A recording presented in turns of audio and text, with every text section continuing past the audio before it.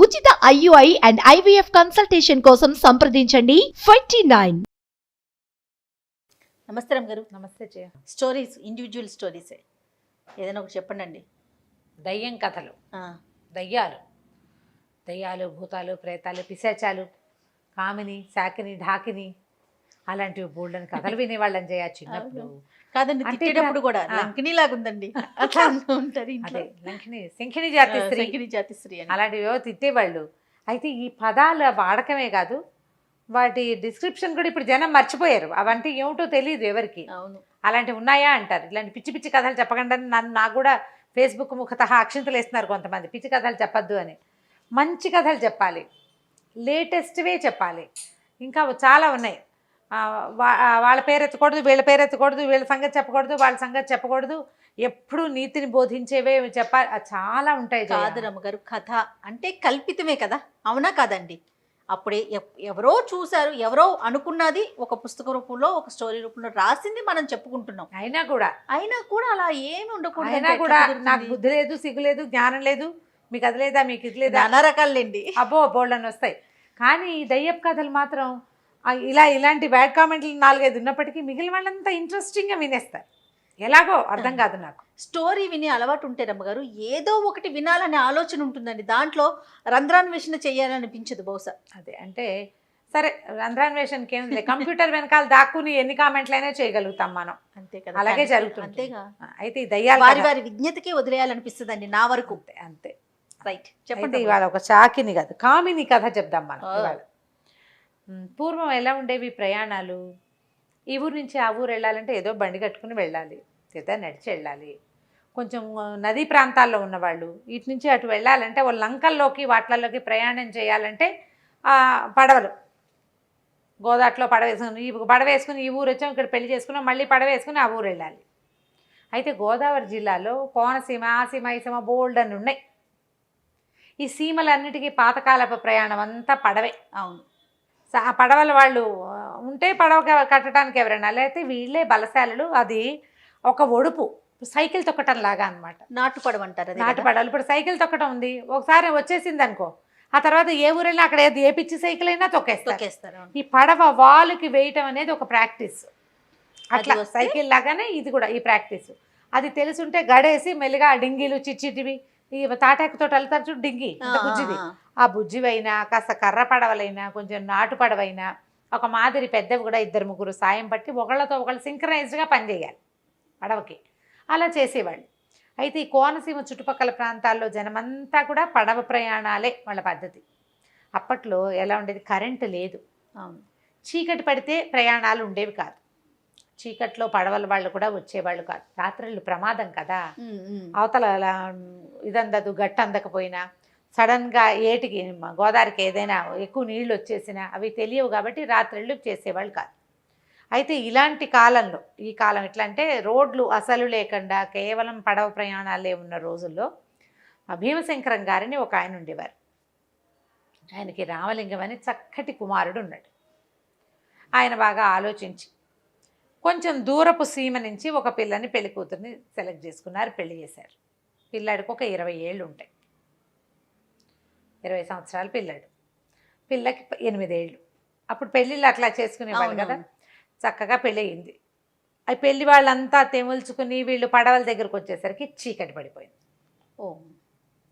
చీకటి. ఇక ఏం చేయాలి, పడవల వాళ్ళు కొంచెం ఆ పక్కనే పడవల వాళ్ళ ఇళ్ళు కూడా ఉన్నాయి అవతలగా గట్ల మీద. వీళ్ళు కేకేశారు. కేకేస్తే వాళ్ళు, మేము రామండి, పడవలు ఉన్నాయి, కావాలంటే మీరు వేసుకెళ్ళిపోండి. వీళ్ళకి, పెళ్లి వాళ్ళకి వెనకాల భోజనం వసతి లేదు. అంటే ఉండే భోజనం ఉన్నా ఉండే వసతి లేదు, వెళ్ళిపోవాలి ఎలాగైనా సరే. అయితే వాళ్ళు ఏమన్నారు, పడవలు కావాలంటే మీరు వేసుకెళ్ళండి, అవతల ఒడ్డును వదిలిపెట్టండి అన్నారు. ఈ ప్రయాణం కూడా అంత చాలా పెద్దది ఏం కాదు, ఒక అరగంట 30 గంట పడుతుంది అంతే. సరే వీళ్ళు ఏమనుకున్నారు, అలాగే లేరా మనమే వెళ్ళిపోదాం, ఇంతమంది ఉన్నాం, పడవకి ఏముంది, కర్రేసుకు వెళ్ళిపోవటమే కదా, ఓ తెడ్డేసుకుని అని చెప్పి పడవలు లాక్కున్నారు. చీకట్లోనే ఉన్నాయి పడవలన్నీ. ఓ పడవని లాగారు. పెళ్లి కొడుకు పెళ్లి కూతురు ఉన్న పల్లకిలో పిల్లని తెచ్చారు. పిల్లవాడు మహా అందగాడు, ముందే చెప్పాం ఆ మాట. చక్కగా ఉన్నాడు, చక్కటి కంటిమడి చొక్కా, జుట్టు అది పొద్దునే తలంటి పోస్తారు. పెళ్లి కుమారుడు ఎట్లా ఉంటాడు, చక్కగా బొట్టు, మధుపర్కాలు, బుగ్గలు కళకళలాడుతూ పండులా ఉన్నాడు. పిల్ల చక్కగా 8 ఏళ్ల చిన్న పిల్ల. పిల్లాడు ఉన్న పల్లకిని ఒక పడవ మీద పెట్టారు. పల్లకీతో సహా 4-5 మంత్రవేత్తలు పొద్దున పెళ్లి చేయడానికి వచ్చారు కదా బ్రాహ్మలు, వీళ్ళంతా ఆ పడవలో ఎక్కారు. ఇంకో మిగిలిన పడవలు లాగారు. అన్ని పడవలు కొద్దిగా ముందుకు వచ్చినాయి. వచ్చేసరికి ఎక్కడి నుంచో చక్కటి పాట వినపడుతుంది. ఆడవాళ్ళు ఎవరో పాడిన పాట. ఎంత బాగుందంటే పాటలోకి ప్రవేశించేసట జనం అంతా. పాట అంత బాగుంది. సడన్గా పాట ఆగిపోయింది. మంది పెళ్లి కూతురు, పెళ్లి కొడుకు కనపడలేదు. పాట ఆగిపోయి వీళ్ళందరికీ స్పృహ వచ్చేసరికి పాట లేదు, పిల్లాడు లేడు. పెళ్లి కుమారుడు లేడు, నీళ్లలో పడలేదు, నా ఎదురుగుండానే ఉన్నాడు, ఇద్దరం పాట వింటున్నావు, ఎలా మాయమైపోయాడో తెలియదంటుంది పిల్ల. మంత్రవేత్తలంతా పల్లకి బయట కూర్చుని ఉన్న వాళ్ళంతా అసలు వాడు పల్లకిలోంచి బయటికే రాలా, నీళ్లల్లో పడలా. వీళ్ళేమనుకున్నారు పెద్దవాళ్ళంతా, ఈ సంగీతపు దీంట్లో పడి చూసుకోలేదు, ఏ ఒత్తుగిలాడో గోదాట్లో పడిపోయాడు అనుకున్నారు. ఇక తెల్లవారింది లబో దిబో పెళ్లి వాళ్ళంతా ఏడ్చి మొత్తుకున్నారు. గోదారంతా వెతికి వేదులు పెట్టారు. లేడు, లేడు. పెళ్లి నాటి రాత్రే పిల్లవాడు మాయమైపోయాడు. ఏం చేస్తారు? ఆ రోజు చనిపోయాడని భావించి 9వ రోజు నుంచి కర్మలు చేశారు. ఏటా తద్దినాలు పెట్టారు. అలా ఎన్ని సంవత్సరాలు? కోడల్ని తమతోటే తెచ్చుకున్నారు.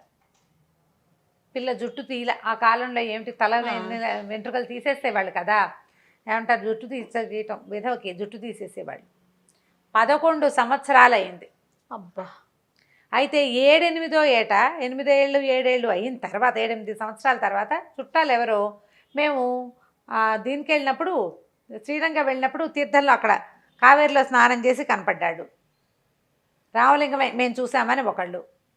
ఇట్లా 5-6 చోట్ల తీర్థాల్లో రామలింగం కనపడ్డాడు, చేయెత్తు మనిషి అయ్యాడు.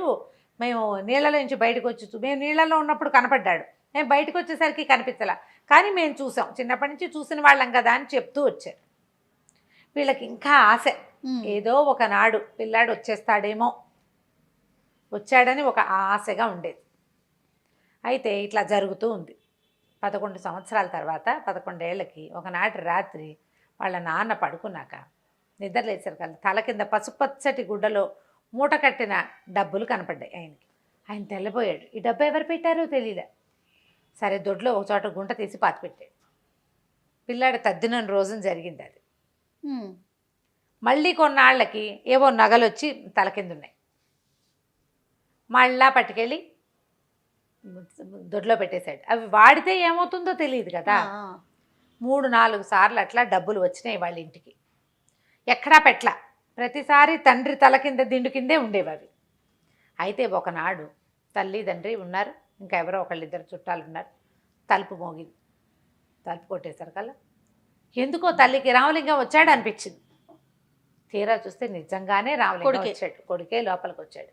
తల్లి ఏడ్చిందో విపరీతంగా ఏడ్చింది. అక్కడి నుంచి తండ్రి ఆశ్చర్యపోయాడు. ఏమిట్రా నాయన ఎక్కడున్నావంటే, ఏమీ చెప్పడు, అతనికి అప్పు సప్పు తెలీదు, నేను మీతోనే ఉన్నానుగా అంటాడు. ఇంతలో ఏమైంది, సరే అన్నం తినని తల్లి ఏం చేసింది, అన్నం పెట్టడానికి తీసుకెళ్ళింది. అన్నం తిన్నారు అంతా. వచ్చి కూర్చుని మాట్లాడదాం అనుకునేసరికి పక్కన గది తలుపు ఢామని మూసుకుపోయిన ఉన్నట్టుండి ఆ గదిలో నుంచి ఒక శబ్దం వినపడింది. మీ అబ్బాయి నాతోటే ఉన్నాడు, నేనే తీసుకెళ్ళాను. ఇన్ని సంవత్సరాలుగా నాతోటే ఉన్నాడు, అతను ఎక్కడున్నాడో అతను ఎరగడు, ఎన్ని చోట్లకో తిప్పాను, నా మనసు తీరేదాకా నాతోనే ఉంచుకుంటా. 12 ఏళ్ళు నా శాపం. 12 ఏళ్ల పాటు నాతోటే ఉంటాడు. ఇంకొక సంవత్సరం ఉంది, అప్పటిదాకా మీ కోడల్ని కాపురానికి తీసుకురావద్దు. మీకు ఇంతకాలంగా వస్తున్నటువంటి డబ్బు నగలు నేను ఇచ్చినవే, ఇంకా ఇస్తా. ఈ ఏడాది పాటు మీరు ఇంకా అతన్ని ఏమీ కదపద్దు, అడగద్దు, మీ కోడల్ని తేబోకండి. 12 ఏళ్ల తర్వాత అతనే వచ్చేస్తాడు అని చెప్పి, మీరేమీ కంగారు పడద్దు, కళవెళ్ళపడద్దు, బాధపడద్దు అని చెప్పింది. తలుపులు తెరుచుకునే రామలింగం ఠకీమని మాయమైపోయాడు. అక్కడ లేడు. తర్వాత ఎంత డబ్బో వచ్చింది వీళ్ళింటికి, ఎంతకాలమో. ఇప్పుడు ఒక్కొక్కళ్ళకి ఒక్కొక్క జీవిత చరిత్ర ఉంటుంది. జీవితం మీద భ్రమ తీరని వాళ్ళు కొంతమంది ఉంటారు. వివాహం మీద భ్రమ తీరని వాళ్ళు, సంతానం మీద భ్రమ తీరని వాళ్ళు, తాము ఎవరింట్లో పుట్టామో ఆ ఇంటి మీద భ్రమ తీరని వాళ్ళు, కోరిక తీర్చుకోలేకపోయిన వాళ్ళు, వదల్లేని వాళ్ళు ఇట్లా గ్రహాల రూపంలో తిరుగుతూ ఉంటారని చెప్తారు. ఈ అమ్మాయి వీళ్ళకి చెప్పిన మాటల్లో వృత్తాంతం ఏంటంటే, ఈవిడ ఒక రాజుల పిల్ల, 25 ఏళ్ళు వచ్చిన పెళ్ళవల, పెళ్లి మీద భ్రమ తీరల. భ్రమ తీరలేదు.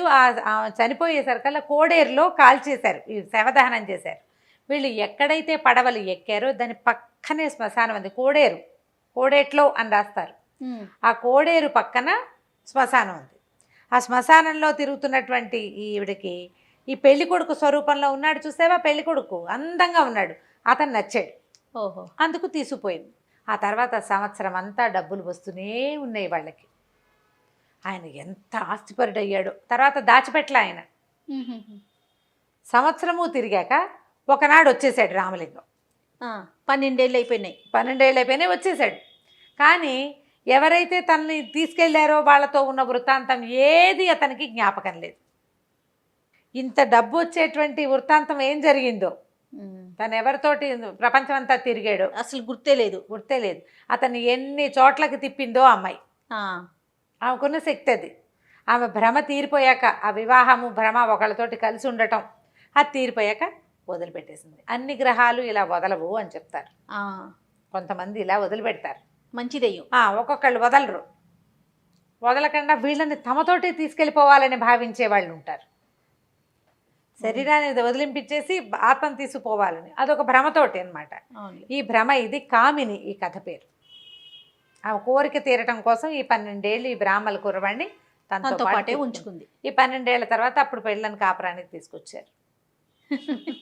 చాలా మంచిది అయ్యాం రమ్మగారు. ఏమి ట్విస్టులు లేవు. కానీ అదే రైట్ రమ్మగారు. నమస్తే. నమస్తే రమ్మగారు. నమస్తే జయ. రమ్మగారు, దెయ్యం కథలు చెప్పుకుంటూ ఉన్నాం. ఇవాళ ఇంకొకటి ఏదైనా చెప్తారా? చెప్తాం. పురాతన కాలం, చాలా కాలం క్రితం ధారానగరం. ఆ నగరానికి, ధారానగరం అంటే భోజరాజు నగరం అన్నమాట. అప్పట్లో ఈ రాజుల దగ్గరికి కవులు రావటం అనేది ఒక సంప్రదాయంగా ఉండేది. 50 మంది కవీశ్వరులు రకరకాల ఊళ్ళ నుంచి వచ్చి చేరారు అక్కడికి. ధారానగరం పరమాద్భుతమైన నగరం అట. ఎంత బాగుంటుందో ఊరు. వీళ్ళంతా ఊరంతా చూశాక సాయంకాలం అయింది. ఎక్కడైనా పడుకోవడానికి స్థలం కావాలి. భోజనాలు చేసేశారు, ఏదో దొరికింది భోజనం. 50 మందికి పడుకోవడానికి ఒక ప్లేస్ కావాలి. రాజుగారు ఏవో సభలు అవి నిర్వహిస్తుంటాడు. ధారానగరంలో భోజనానికి ఇబ్బంది ఉండదు. వీళ్ళు తిరుగుతూ ఉంటే వాళ్ళకు ఒక పెద్ద భవనం కనపడింది. యాత్రికులకి కోసం ఏర్పరిచింది అని బోర్డు ఉంది. 2 పక్కలా రాసింది. ఎంత పెద్ద భవనమో, ఉచితం, కేవలం యాత్రికుల కోసమే కట్టబడింది. అంటే ఇక్కడికి వచ్చిన వాళ్ళు వీళ్ళంతా వెళ్ళారు. లోపలికి వెళ్తే చాలా పెద్దది. చక్కగా తెరలు, హంసతూలిక తల్పాలు, పడకకి సాధనాలు, కూర్చునేందుకు సాధనాలు, హాయిగా ఉంది. ఎవ్వరూ లేరు. ఎవరి దారిని వాళ్ళు వెళ్ళి లోపల వెళ్ళి పడుకుని తెల్లవారు లేచి వెళ్ళిపోవచ్చు. అలాంటివి ఉండేవి. మనకి ఇప్పుడు హైదరాబాద్లో లామకాన్ అని ఒక ప్లేస్ ఉంది. ఏ ఊరి నుంచి అయినా వచ్చిన వాళ్ళు సింపుల్గా అక్కడికి వెళ్ళి లోపల ఉండిపోవచ్చు. రిజిస్టర్లు, కాగితాలు రాసుకోవటం లేదు. ఉంది, జూబ్లీ హిల్స్లో ఉంది లామకాన్, దాని పేరు. మకాన్ లేని వాళ్ళు ఇక్కడ ఉండొచ్చు అని. హైదరాబాద్ వచ్చిన వాళ్ళు అంటే మామూలు జనాలు వెళ్ళటం కంటే ఆర్టిస్టులు వాళ్ళంతా ఆ ప్లేస్ తీసుకుంటారు. పూర్వం ఇలాంటి అవకాశాలు ఉండేవి. భోజన వసతి పెట్టేవాళ్ళు. తర్వాత ఏమో ఇలా ఉండడానికి కూడా ఆసరా ఉండేది. మామూలు సత్రాల్లో 3 రోజులు ఖచ్చితంగా. తర్వాత ఎన్నాళ్ళు ఉంటారో రాయాలి. 3 రోజులు ఫ్రీ. తర్వాత రాసి పెట్టాలి. ఇవి వచ్చింది ఏ ఊరి నుంచి వచ్చారో అవి రాసుకునేవాళ్ళు. ఇక్కడున్న ఈ సత్రము వీళ్ళకి అలా కనపడలేదు. ఏదో భవనం ఫ్రీగా ఉంది. రాజుగారు కవి పోషకుడు, కవిగాయక పోషకుడు ఆయన, అలా పెట్టుంటాడు అనుకున్నారు. సరే లోపలికి వెళ్ళారు, తలుపులు వేసుకున్నారు. 50 మంది చేరిపోయాను లోపలికి. చీకటి పడిపోయింది. ఇంకెవరు వస్తారు? అవును, ఎవరన్నా తలుపు కొడితే తీద్దాంలేని తలుపేసుకున్నారు. అందరూ పడుకున్నారు. కొంచెం బాగా రాత్రి అయ్యేసరికి పెద్ద వికటాటహాసం కనపడింది, వినిపించింది. తర్వాత ఏవో శబ్దాలు, ఏవో ప్రశ్నలు. ఆ మాటలు సంస్కృతంలో ఉన్నట్టుగా అనిపిస్తోంది. కానీ ఆ శబ్దానికి, ఆ వికటాటహాసం, ఆ అరుపులకి బెదిరిపోయారు. నిద్రలో లేచేశారు అందరూ. కొంతమందికి నిలువుగుడ్లు పడ్డాయి. భయం కొలిపేదన్నమాట. ఈ లోపల ఆ మాటలు ఎవడు అడుగుతున్నాడో వాడు ప్రత్యక్షమాడు, ఏకంగా ఉన్నాడు పైదాకా. బ్రహ్మరాక్షసుడు. చూస్తూనే ప్రాణాలు వదిలేశారు కొంతమంది. బిక్క చచ్చిపోయి నోట్లోంచి మాట రాకుండా ఉన్నవాళ్ళు కొంతమంది. ఈ మాట రాని వాళ్ళు అయితే ఆటకి చెట్టల దక్కి నుంచుంటారు. పారిపోవడానికి ప్రయత్నించిన వాళ్ళు తలుపుల దగ్గరికి కొంతమంది. అందరినీ విరుచుకు తినేశాడు. రక్తం ఓడుతోంది బిల్డింగ్ అంతా. తెల్లవారేసరికి రాజభట్లు వచ్చారు. తలుపులు తెరవబడి ఉన్నాయి. నెత్తురు పారుతోంది, బిల్డింగ్లో కనపడుతోంది బయటికి. గుమ్మాల దగ్గర తలుపు దగ్గరికి పారిపోయి వచ్చిన వాడు తలుపు దగ్గరే విరుచుకు తినబడ్డాడు. తలుపు తెరిచుంటే గుమ్మంలో విరుచుకు తినవాడి నెత్తురు అక్కడే కాదు ఉండేది. అంతేగా. అక్కడి నుంచి రాజుగారికి కబురు వెళ్ళింది. చూస్తే పచ్చి నెత్తురు మొత్తం బిల్డింగ్ అంతా. అది ఒక ఇది కట్టారు, బిల్డింగ్ కట్టించారు, రాజుగారు కట్టిందే. ఇంకా గృహప్రవేశం అవల. అక్కడి నుంచి రాజు ఇదేమిటి ఇట్లా జరుగుతోంది ఇక్కడ అని ఇక ఎంతమందరో మంత్రవేత్తల్ని వాళ్ళని వెళ్ళి తెప్పించారు. శాస్త్ర ప్రకారం గృహప్రవేశం కార్యక్రమం చేయించారు. హోమాలు వేశారు, హోమాలు చేశారు, యంత్రాలు కట్టారు. ఏం జరిగినా ఏం చేసినా కూడా మరణాలు ఆగలేదు. ఎవరో ఒకళ్ళు ఆ బిల్డింగ్లో మరణించేవాళ్ళు. ఎవరో ఒక బ్రహ్మరాక్షసుడు అందులో చేరిపోయాడు. రాజు చాలా బెంగ పెట్టుకున్నాడు. మన ఊళ్ళో ఇలా ఎవరైనా బయట నుంచి వచ్చిన వాళ్ళు చనిపోవటం ఏమిటి, మనమేమి ఎందుకు చేయలేకపోతున్నాం? మామూలు సైనికుల వల్ల వాళ్ళ వల్ల కాదు, మనిషి చేసే వ్యవహారం కాదు ఇది. తెలుస్తోంది, క్లియర్గా తెలుస్తూనే ఉంది కదా. అక్కడి నుంచి ఏమైంది, చుట్టుపక్కల చాలా దూరం వరకు మనుషులు లేరు, మనుషు సంచారం లేదు.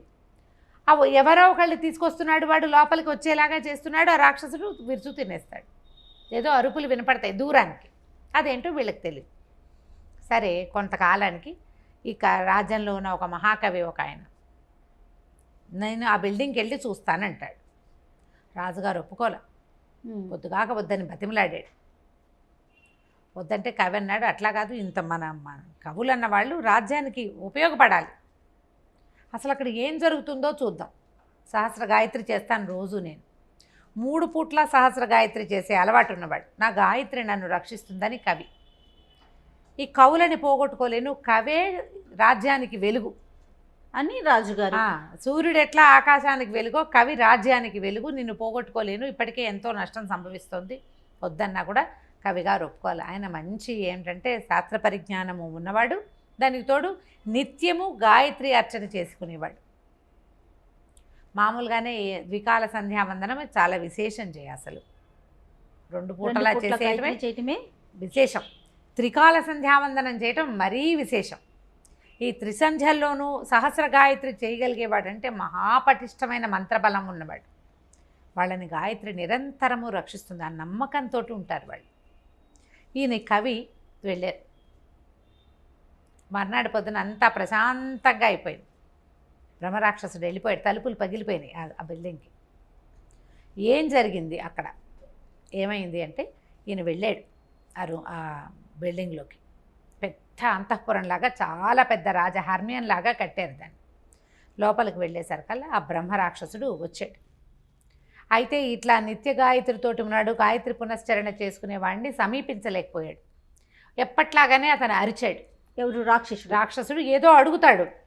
ఆ అడిగింది ఆ మేరు భీకరమైన స్వరంతో, పిడుగులాగా వినపడేటువంటి స్వరం వల్ల జనాలకు అర్థం కావట్లా, వినిపించట్లా. అప్పుడు ఈయన ఏం చెప్పాడంటే, నువ్వేం అడుగుతున్నావో నిదానంగా అడిగి సమాధానం రాబట్టుకో. అడిగితే అప్పుడు ఆయన 4 ప్రశ్నలు అడిగాడు. ఆ 4 ప్రశ్నలకి కవిగారు సమాధానం చెప్పేశాడు. చెప్పేసరికల్లా ఆయన ఆశ్చర్యపోయాడు. తన కథ చెప్పాడనమాట ఆ బ్రహ్మరాక్షసుడు. ఈయన పూర్వం చాలా గొప్ప పండితుడట. ఎవరు? రాక్షసుడు? బ్రహ్మరాక్షసుడు చాలా గొప్ప పండితుడు. బ్రహ్మరాక్షసుడు అంటే దాని అర్థం ఏంటంటే బ్రాహ్మణుడు రాక్షసుడుగా మారినవాడు అని అర్థం.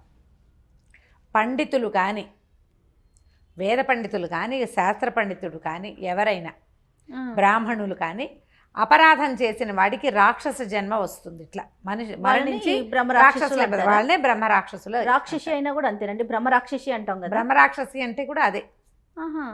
బ్రాహ్మణత్వము, బ్రాహ్మణుడు అంటే వీడు చేయవలసిన విధి విధానాలు కొన్ని ఉంటాయి. అవును, ధర్మం తప్పకూడదు, శాస్త్రాన్ని మీరి ప్రవర్తించకూడదు. ఆ ప్రవర్తించిన వాళ్ళకి ఇలాంటి జన్మ వస్తుందని చెప్పేవాళ్ళు పాత కథల్లో చెప్తారు. అవన్నీ ఇప్పుడు ఉన్నారా అంటే ఏమిటో ఉన్నారో లేదో మనకు తెలియదు, ఈ యుగంలో తెలియదు. అవునవును. ఇది వరకటి కథల్లో చెప్పేవాడు. ఈయన చాలా గొప్ప పండితుడు, కానీ ఎవ్వరికీ పాఠం చెప్పేవాడు కాదట. ఎవరైనా విద్యార్థులు ఆశ్రయించి వచ్చినా ఆయనకి తన విద్య తనే ఉంచుకోవాలి, కానీ ఎవరికీ చెప్పడం ఇష్టం లేదు. విద్యని ఎవరికి చెప్పకపోవటం వల్ల, అస్సలు చెప్పకపోవటం వల్లే ఇలాంటి జన్మ వచ్చింది ఆయనకి. అంటే పాయింట్ ఏమిటి ఇందులో, ఎవరికైనా ఏదైనా విద్యలో ప్రావీణ్యం ఉంటే దాన్ని 10 విద్యార్థులకి పంచాలి. ఇది ఎవరికి పాఠం? ఈ రోజున శాస్త్ర పండితులు ఉన్నారు కొంతమంది, ప్రొఫెసర్లు, టీచర్లు. విద్యని దాచకూడదు, బద్ధకించకూడదు, మీరు చదువుకోండి అని అనకూడదు, నేర్పించాలి, నేర్పాలి. నేర్పితేనే దీనికి సార్థకత. అట్లా నేర్పని వాడికి ఇలాంటి జన్మలు వస్తాయి. ఇదే జరుగుతుంది. నేను ఈ బ్రహ్మరాక్షసుడిగా ఈ రకంగా ఉండిపోయాను, ఎవ్వరికి నేర్పకపోవటం వల్ల నా పరిస్థితి ఇట్లా అయ్యింది. మరి 4 ప్రశ్నలు అడిగారని చెప్పారు కదండి, ఏం ప్రశ్నలు అడిగాడు? అంటే ఇవి పాణిని సూత్రాల్లో ఆ కాలం నాటివి, సంస్కృతం కదా. అంటే ప్రపంచంలో అందరికీ 2 ఉంటాయి. ఈ రెండిటి వల్ల వచ్చే ఇబ్బందులు ఏమిటంటే, ప్రతి వాళ్ళకి సుమతి కుమతి 2 ఉంటాయి. సుబుద్ధి దుర్బుద్ధి, వాటి వల్లే సంపదలు ఆపదలు వస్తాయి. సుబుద్ధి వల్ల సంపదలు, దుర్బుద్ధి వల్ల ఆపదలు వస్తాయి. ఇది ఒక ప్రశ్న. ఇది ఒక్కొక్క జామకి ఒక్కో ప్రశ్న అడిగాడు, 4 జామలకి అడిగాడు అనమాట. మొదటి ప్రశ్న ఇది. రెండోది, స్త్రీ ఎవరిని, ముసలివాడి పరిస్థితి ఏమిటి అని అడుగుతారు. దానికి సమాధానం ఏం చెప్తారంటే, ముసలివాళ్ళని స్త్రీలు వదిలిపెట్టేస్తారు. భర్త ముసలివాడైతే స్త్రీ ఏం చేస్తుంది? లోక సహజంగా జరిగేది అంతే. ఇది రెండో ప్రశ్న. తర్వాత ఒక గోత్రంలో గోత్రాల గురించి ప్రశ్న. ఎవడైతే సంసారాన్ని చక్కగా చూసుకుంటాడో వాడు ఆ గోత్రనామం చెప్పుకోవడానికి సరి అయిన వాడు. మా ఇంటి పేరు చెప్పుకుంటే ఇంటి పేరు నిలబెట్టేవాడు కదా, ఇంటి పేరు చెప్పుకోగలడానికి సమర్థుడు. అవును అవును అవును. ఆఖరిది, ఏ స్త్రీ మగవాడిలాగా ప్రవర్తిస్తే సంసారం నాశనం అయిపోతుంది. స్త్రీలు మగవాడిలాగా పెరగకూడదు, స్త్రీలు స్త్రీలలాగా పెరగాలి. అది దానికి సమాధానం. ఇవి అయినాక ఇతను చెప్పాడనమాట, నేను విద్యాదానం చేయకపోవటం వల్లే నా జీవితం పాడైపోయింది. ఒక విద్వాంసుడు వచ్చి విద్య అడిగాడు, అడిగితే వాళ్ళని తిట్టి తగిలేసి చెప్పేవాడు కాదు. ఆయనే నన్ను బ్రహ్మరాక్షసు అయిపోమన్నాడు. ఆ మహానుభావుడే నాకు ఈ 4 పాణిని సూత్రాలు ఇచ్చి, సమాధానం వచ్చినప్పుడు నీకు ఇది పోతుంది. ఇప్పుడు ప్రతివాడు తన విద్యని దాచుకుంటే కుదురుతుంది? ఎట్లా విద్య ముందుకెళ్తుంది? ఇప్పుడంటే పుస్తకాలు, ప్రింట్లు అవి ఇవి వచ్చినాయి. పాత రోజుల్లో ఏముంది, గురువు శిష్యుడు చెప్తే శిష్యుడు ఇంకో గురువు అయ్యి మళ్ళీ ఇంకో శిష్యుడు చెప్తే ఆనుచానంగానే మన విద్య వచ్చింది. అంతే కదా. ఒకళ్ళ నుంచి ఒకళ్ళకి అట్లా అట్లా అట్లా అట్లాగే వచ్చి పూర్వకాలం నాటి శాస్త్రాలు అవన్నీ కూడా మనకి మౌత్ టు మౌతే. అవును, గురువు శిష్యుడు, గురు శిష్య పరంపర ద్వారానే విద్యలు వచ్చినాయి మన దగ్గరికి. అవును, ఇప్పుడు వచ్చిన వ్యవహారాలు వేరు కదా. అంచేత ప్రతివాడు ఇలా చెప్పాలని ఈ కథలో నీతి. దాంతో ఇది అయిపోగానే ఈ వాక్యాలు చెప్పేసి, ఈ రకంగా నా జీవితం నన్ను బ్రహ్మరాక్షసు అవమని ఆయన చెప్పించాడు. రాక్షసుడు అయిపోయాను నేను. ఇప్పుడు మీ సమాధానం కోసం ఇక్కడికి వచ్చిన వాళ్ళందరినీ అడిగాను, ఎవరు చెప్పలా, వాళ్ళని విరుచుకుతున్నా, వాళ్ళే నా ఆహారం ఇంతకాలం. ఈ సమాధానం వచ్చింది కాబట్టి నేను బ్రహ్మరాక్షస జన్మ నుంచి నాకు విముక్తి వచ్చింది. వీళ్ళందరినీ చంపి తిన్న పాపాన్ని అతను అనుభవించవలసిందే. మళ్ళీ మనిషిగా పుట్టి ఆ పాపాలకి పరిష్కారం చేసుకుంటాడు. బ్రహ్మరాక్షస జీవితం పోయిందనమాట అని చెప్పి ఆయన ఎగిరిపోయాడు. మర్నాడు కవిగారిని చూసి అందరూ సంతోషించారు. రాజు ఇది విషయాన్ని తమకు వేయించుంటాడు. పండితులు తమ విద్యని దాచుకోకండి, ఇతరులకి నేర్పించండి, విద్యార్థులకి నేర్పండి, లేకపోతే ఇట్లాంటి బ్రహ్మరాక్షస జన్మ వస్తుంది అని ఈయన కథని అంతా చెప్పాడనమాట. అంతా చెప్పించుంటాడు. ఆ కాలంలో అలా జరిగేది. ఏదైనా ఒకటి తెలియంగానే ఇది చేయకూడదు అని రాజు వెంటనే ప్రచారంలోకి తీసుకొచ్చేవారు. ఈ ప్రవర్తన తప్పు, ఇది చేయకూడదు, దీనివల్ల ఇలాంటి సమస్య వస్తుందని. ఆ కవిగారి వల్ల ధారానగరం బాగుపడింది. బ్రహ్మరాక్షసుడి ఛాయ నుంచి ధారానగరాన్ని తప్పించాడు. ఆ దయ్యాలు కథ ఒక అమ్మాయి స్థానాపతి రుక్మిణమ్మ గారు అమ్మగారు రాశారని చెప్పారు. అందులోదే ఈ కథ కూడా బాగుంది. మంచి నీతి ఉంది దెయ్యం కథలో కూడా. అవును. నమస్తే. నమస్తే.